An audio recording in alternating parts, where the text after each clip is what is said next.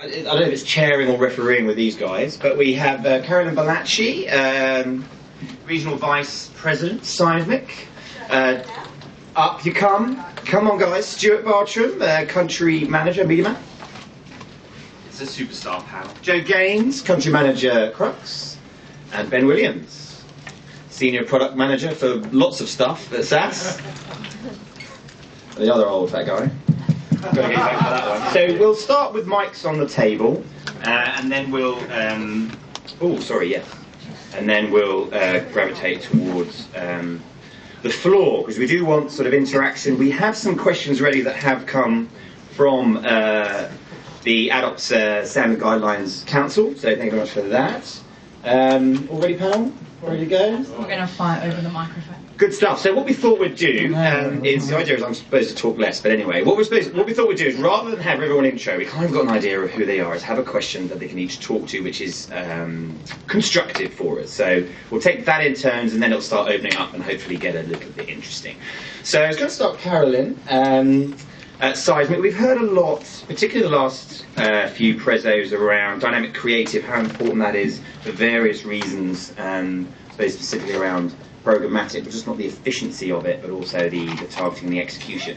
So as Sizmek appears to be evolving from its rich media base and where it's come from, can you talk a little bit around some of the DCT executions that you guys are up to? DCO, first of all. Oh, okay. Sorry, I'm using some European phrase. Dynamic creative. Sure, absolutely. Hello, everyone. First of all, good job lasting this long. So we will try to make it as exciting as possible, this panel. So basically, where we've evolved to now is, generally when we roll into creative agencies, which we do quite often, they get scared now because they're like, oh crap, a technology company telling us what to do, telling us how to build creative, moving on. What we're really trying to do now is work with creative agencies, and they're becoming more and more frontline in terms of the strategy of the campaign, what the end result will be in terms of the execution of the creative, and what the objectives of the creative are. So what we're doing with dynamic creative is really trying to take technology and relevancy and data and make more exciting, dynamic, creative executions that have a much higher end result in terms of the performance of the campaign. I think a lot of you guys, who's from a publisher? Great. Who's from an agency? And what are the rest of you from? Anyway. So basically, you probably have come across our platform in some way, shape, or form, and have had probably, hopefully, a good experience with what we used to call smart versioning, and hopefully you'll see that continually evolve and get more data sources like Krux and MediaMath evolving what those creative executions will look like. Fantastic. You know, and I think it's something that you see across the whole kind of ecosystem and ad stack as an execution, so it's an exciting kind of agnostic piece for everyone to think about. And on that role of sort of an ecosystem, Stuart, congratulations on your recent move to MediaMath. That's exciting, and having previously been at Rubicon, so great experience. Stuart's got vast experience across various bits and pieces. Wondering how, you know, inheriting something with real structure now, momentum, how you see that evolving for MediaMath moving forwards. Yeah, so for those that don't know, MediaMath only just set up a presence about three months ago, and it was previously sold through a reseller called Connected. It's one of those nice stories where MediaMath bought the license out of Connected, hired actually the majority of the Connected staff, and then obviously that was for understanding the platform for MediaMath and also client relationships. And we actually managed to secure two of the four founders as well. So one guy, Jeffrey King, who's a genius technically, who quite a few people probably know, we secured as the director of platform solutions working in my team. And then the other guy who a lot of people also know, Ross McNabb, who's actually moved to New York, or back to New York, as the North America MD as well. So I think it's interesting coming in, you know, just after as the local new lead, because there's certain things that obviously they did well, but something they were restrained by being a reseller. It's just internal access. It sounds crazy, but to things like wikis, learn core, a lot of internal systems that Connected never had. And also just budget-wise, they didn't actually have like massive budgets as a small business to take their customers out and get to really know them on the personal side as well, and business practices like QBRs. So I think there's a whole bunch of like goodness, like MediaMath goodness if you want. I think secondly, just coming to a lot of conferences like this and just talking to a bunch of people as well, and connecting with a lot of old friends and a lot of potentially hopefully new friends as well. And the third and fourth points are probably standard stuff, just building deeper relationship with our partners, our customers, whether it's agency trading desks currently like Accurate and Icon, Cadrian, or some of our direct clients as well, such as eBay and Coles. And then the fourth one again, standard, just getting new customers on board. Yeah, quite fantastic, quite right. And another example, I think, of superb local strategy is Krux. Joe, if I'm allowed to say that. And I think it's a real example of an ad vendor really committing to Australia. I'm supposed to talk less, aren't I? Oh, yes. So what are your plans then locally as an empowered local team moving forwards with your great team of dedicated resource and ability? First, I wanted to say you told us you were going to start with the two females on the panel, so I'm not sure how to take that. Well, because you told me off and said that was sexist. I did too. So you do listen. So yeah, in case you haven't noticed, there's been a lot of press around Krux lately, and clearly we're sponsoring lots of wonderful events, enabling the industry to move forward. So we've actually set up what we've called a local engineering hub in Australia. So we're the first ad tech company that I know of, and we try to steer away from the ad tech label, but I'll save that for a different panel and a different talk some other day. We've set up a team here we've now got 11 people. We've grown from 0 to 11 in 4 months. We actually have one of our engineers in the room, I think. So we have many and diverse skills in our team. We also have a data science team on the ground. And we recognise that some of the needs coming out of this region, not always different to coming out of Europe and the US, but certainly we're in a different time zone, and we are innovating here. We see Australia as a real centre of excellence for technology development. So hence we've decided to stick a great team in. So watch out for great things to come from us. Yeah, that's great. That's exciting. I think for media owners or anyone in the room that can work together and have their guys working with their guys, as it were, is always the way forward around innovation. I think we're seeing that there is a size of media buy that doesn't make sense to run through a traditional RFP I/O process. There's too much friction there.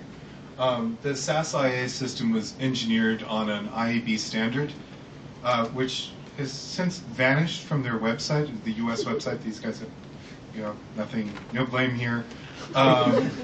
Basically, it was pre-real-time bidding. It was an idea that agencies should be able to tap directly into the publisher ad server and communicate back and forth. So we've created an API that's very, very open and very easy to deal with in this manner. And we're looking to open up more self-service tools and ability for small buyers to get into the sites. What we're seeing is that there's massive opportunity for small pockets of inventory to be taken by small advertisers and monetized at a CPM that is far higher than any non-small business owner who doesn't. Basically, you guys are all too smart to pay the CPMs that the small buyers would. So I think that there's a good direction there. I'm seeing a lot of other remnant strategies that are becoming a lot more crafty, selling sponsorship of what's left over inventory and taking that block out to several particular advertisers rather than sort of tossing it up to the general sort of RTB space. I don't have anything against RTB. I just think that there are other ways of approaching the world that are also very effective. And I think that Australia is a great place to innovate, and I agree with Joe that I think that there are many, many pilot projects that we look forward to doing here. Superb. We might not leave it at home then. You have to stay, I'm afraid. So look, I mean, certainly on the API side with SaaS, we testified that we've got one particular member of staff in the room that's gets very hands-on in that. I think it's important, and that requires a certain skill set.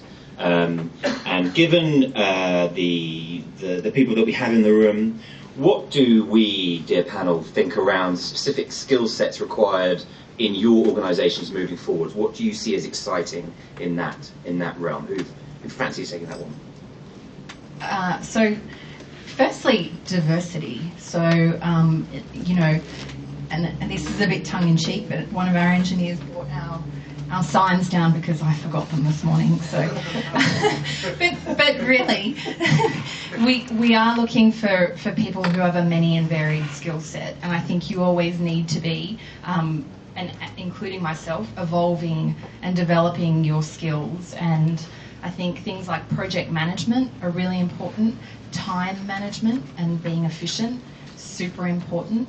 But analytics, and if I go to one more meeting with a potential client or a potential publisher who says, oh, well, how are we going to resource this? You know, like, we've got our day jobs to do. Who's going to analyse the data? Who's going to be the person to look at, you know, what information we're getting out of this and how to use and apply that information?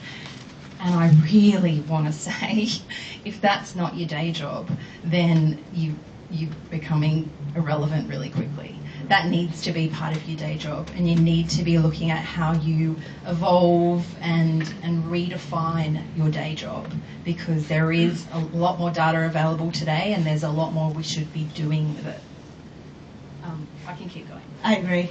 So something else we were saying, and I know this sounds counterintuitive to the way that the evolution with technology is occurring, but what I'm even seeing more and more is I have to beef up my services side of house, because as we start talking directly to the advertisers and we start having more conversations that are technology driven, you need people inside your organization that are more client focused, that are there to pick up the phone to answer the scary questions for clients. Otherwise, they're never going to cross that chasm and jump into more innovative ways of doing business. So it's actually more services driven. So I was thinking about how I would make this conversation relevant to you guys who are in operations, so this is focused to you guys, is stay client focused, don't let the machines do your work, stay relevant, and really make a one-to-one connection with your clients and with the people that you're doing business with. That will make you relevant, that will grow you in your role, and that will put you in the seats that we're in tomorrow, because leaders of businesses make that one-to-one connection with people regardless of the technology that they have. It makes them better, but it doesn't make the businesses better. I have a very, very quick answer to this. I hire smart people who are curious, who are good storytellers, and solve problems. That's what we're all looking for, and that's what will drive you forward. If you can have those things, if you can turn your career into a story that you can tell effectively and talk about the problems that you've solved, you've gotten your next job.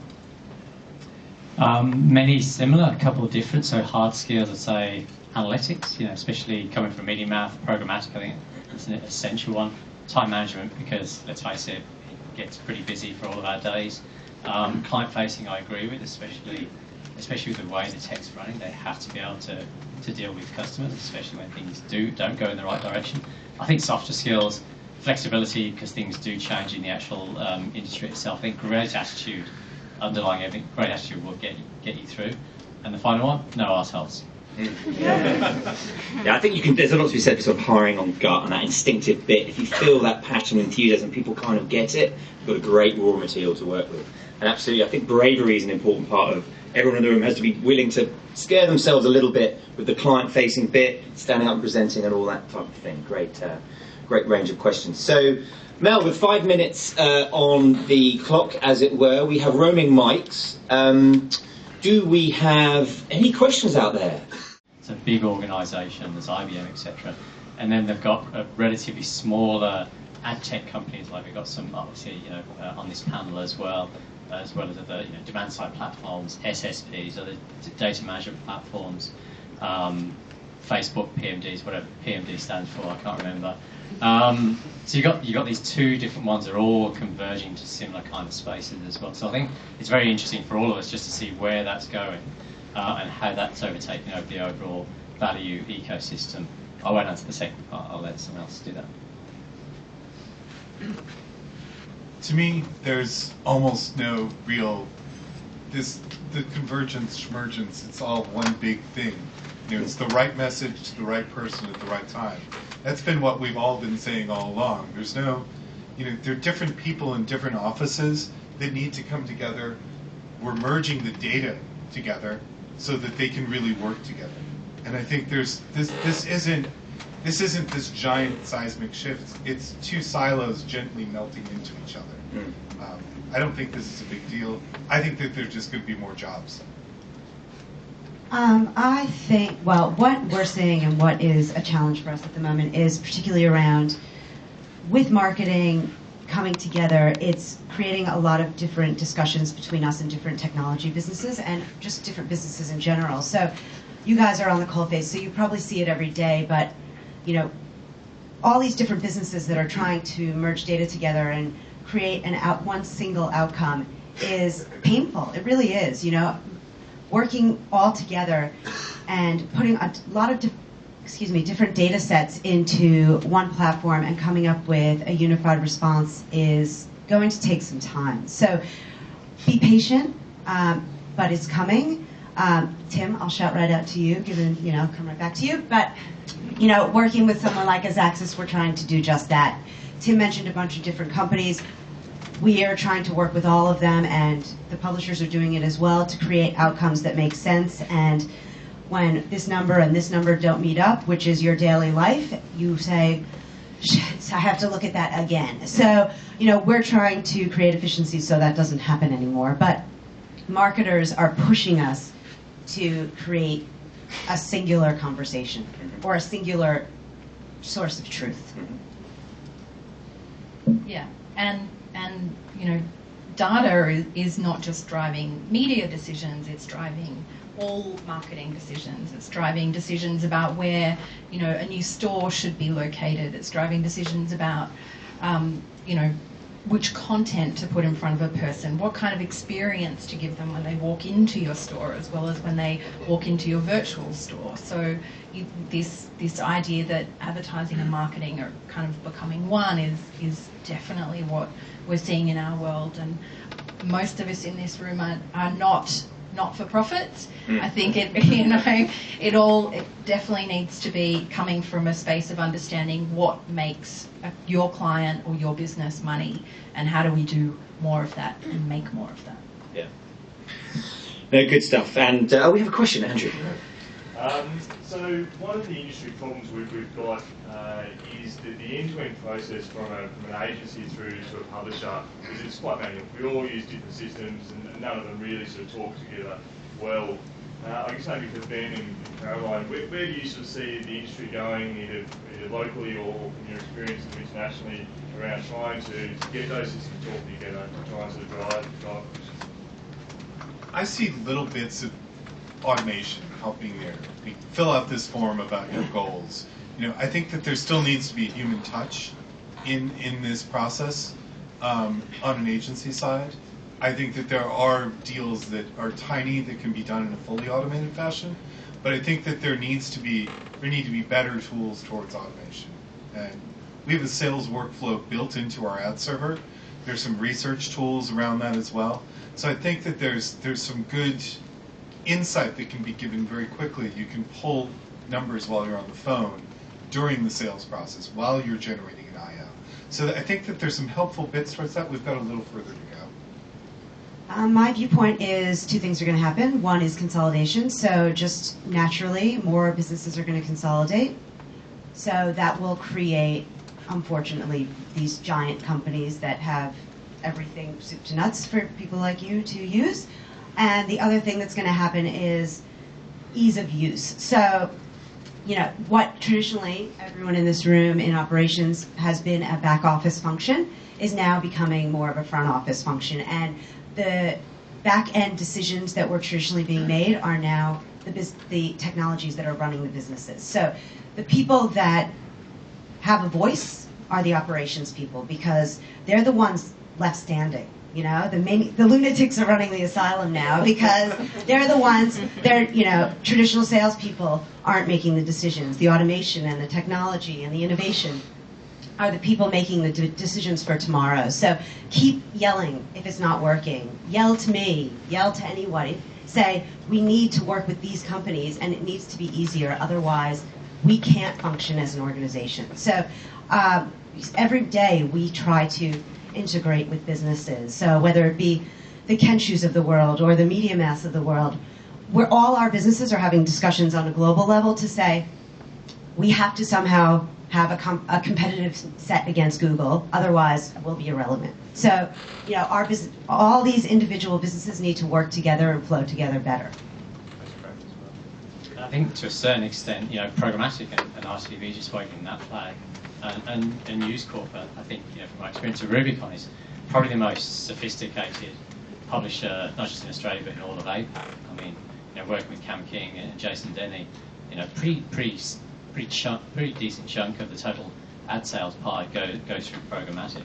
And that's not just obviously open marketplace, it is private marketplace deals where News Corp has pulled out a chunk of inventory, made it available to a lot of the trading desks, and they buy one-to-one. And only, I think it was maybe 2-3 months ago, I don't know whether you saw a press on it, but from Lynn Cheerlander, who's the head of the trading desk of Iviki, she bought 4.Optus, what we think is the first programmatic buyer on News Corp as well. So those are really, really good signs. When will it become fully programmatic? I mean, that's really the question. There is absolutely no doubt that the head of sales wants more and more automation to get the small deals done automatically. And then when programmatic guarantee does become more widely available and more mainstream, it will help grow the sort of like revenues of News Corp, and obviously from the buy side help achieve the sort of like brands marketing objectives.